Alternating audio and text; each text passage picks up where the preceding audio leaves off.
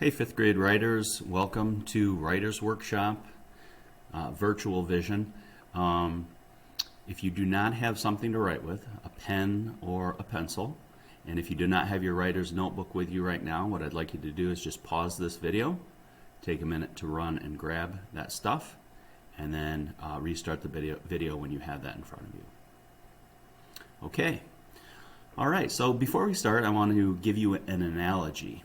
In other words, I want to compare inspiration for writing to something else. So imagine a birthday cake. And I'm sure all of you have been to a birthday party or have had your own birthday party where you have a cake and it's full of candles. And you've probably seen your mom or your dad or someone else light just one of the candles and then use that flame to go around the candles, the rest of the candles on the cake, and light them all. That's kind of a fun way to do it, and it's an effective way to do it. Well, I want to compare that to writers receiving inspiration or motivation from reading great books. So all writers, as I've already stated, are readers. And writers especially like to read great books. So way back, a couple centuries ago, when people started publishing books regularly, there were books like classics that maybe someday you'll read, like Wuthering Heights or Pride and Prejudice or The Complete Tales of Edgar Allan Poe. And people read those and they were inspired by them.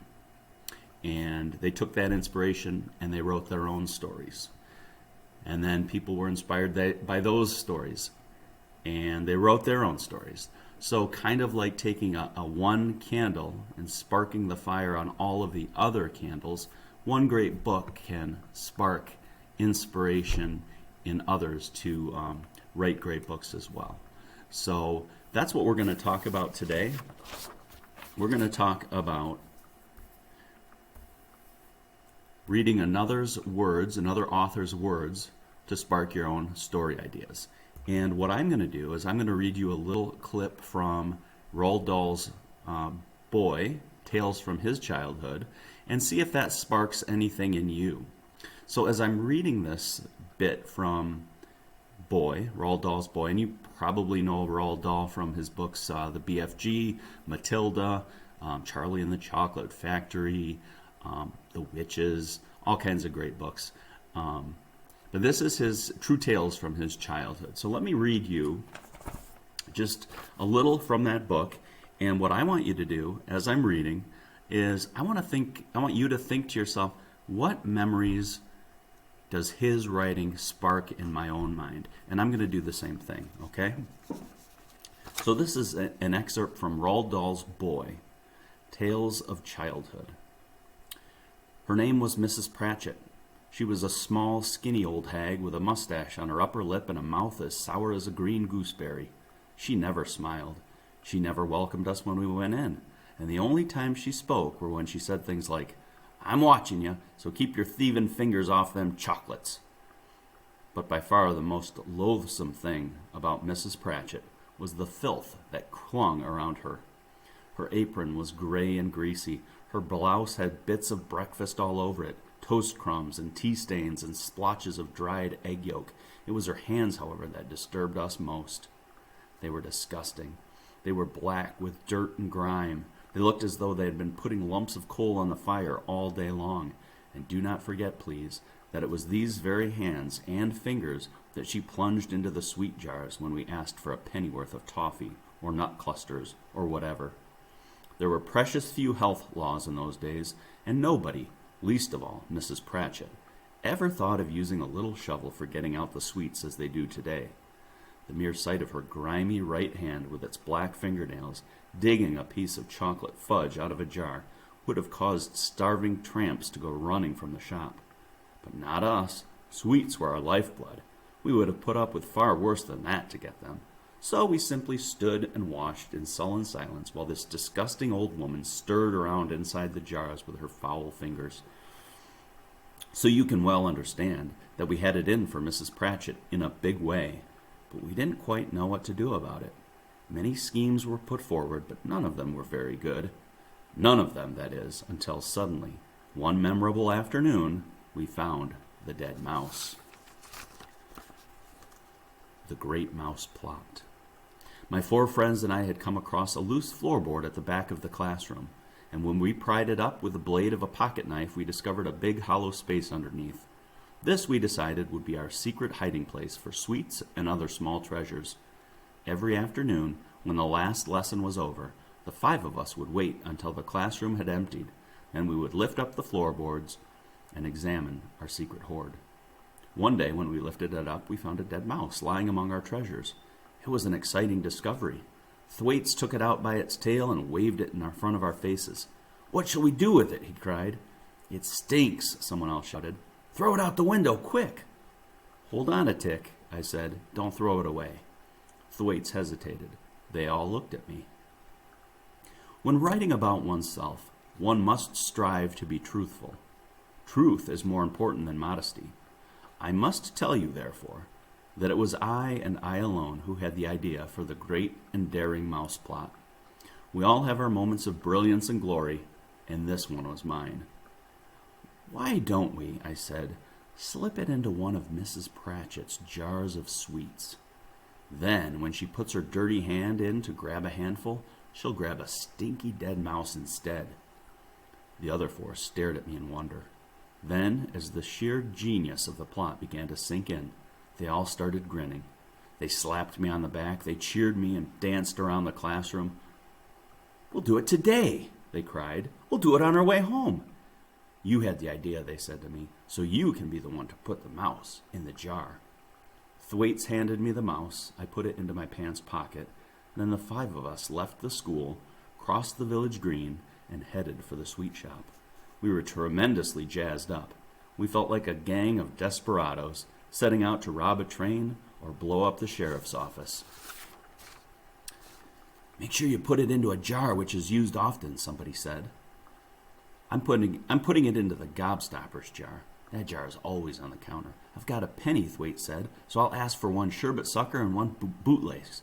And while she turned away to get them, you quickly slipped the mouse in with the gobstoppers. Thus, everything was arranged.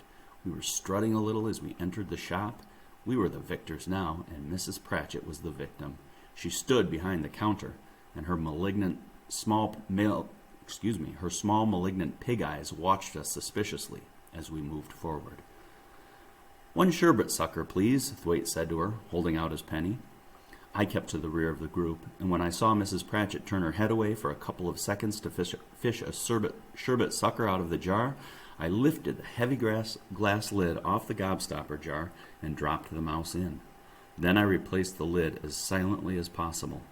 My heart was thumping like mad, and my hands had gone all sweaty. "And 1 bootlace, please," I heard Thwaites saying. When I turned around, I saw Mrs. Pratchett holding out the bootlace in her filthy fingers. "I don't want the lot of you trooping in here, if only one of you is buying," she screamed at us. "Now beat it! Go on, get out!" As soon as we were outside, we broke into a run.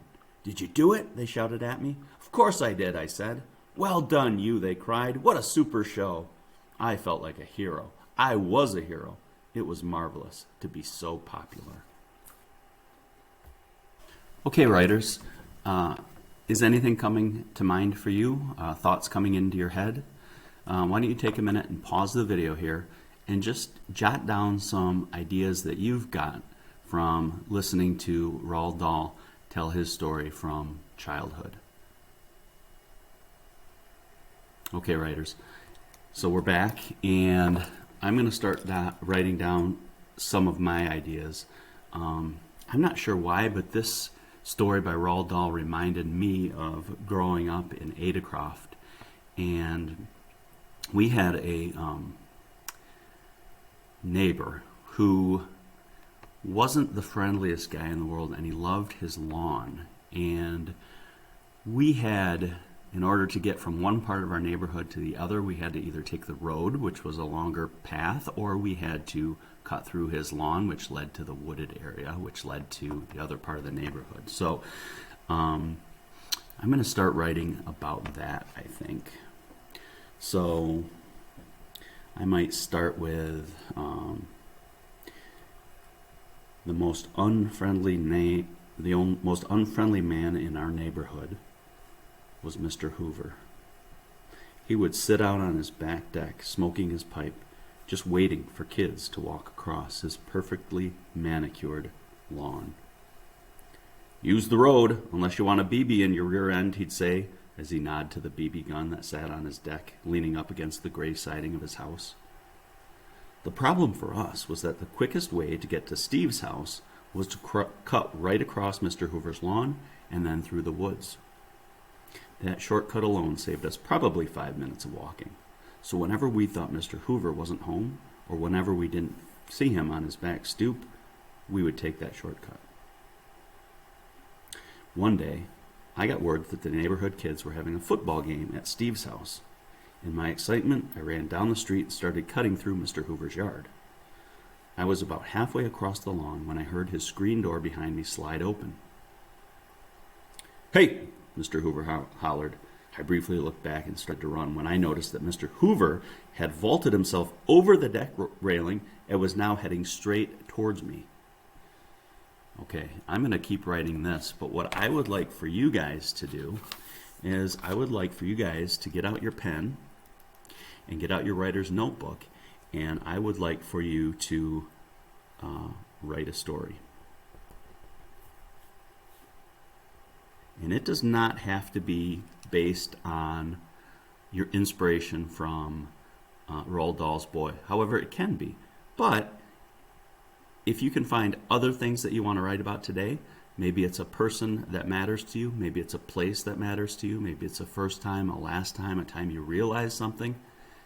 Could also be any one of those things. So just remember, we're building our strategies for coming up with ideas for personal narratives, and it can be any of those things today. So you will need something to write with, you will need your writer's notebook, and you will need about 20 to 30 minutes. I'd love to see you fill up a page, maybe a page and a half, maybe even 2 pages in your writer's notebook. Okay, writers, go on and write, and we'll see you tomorrow.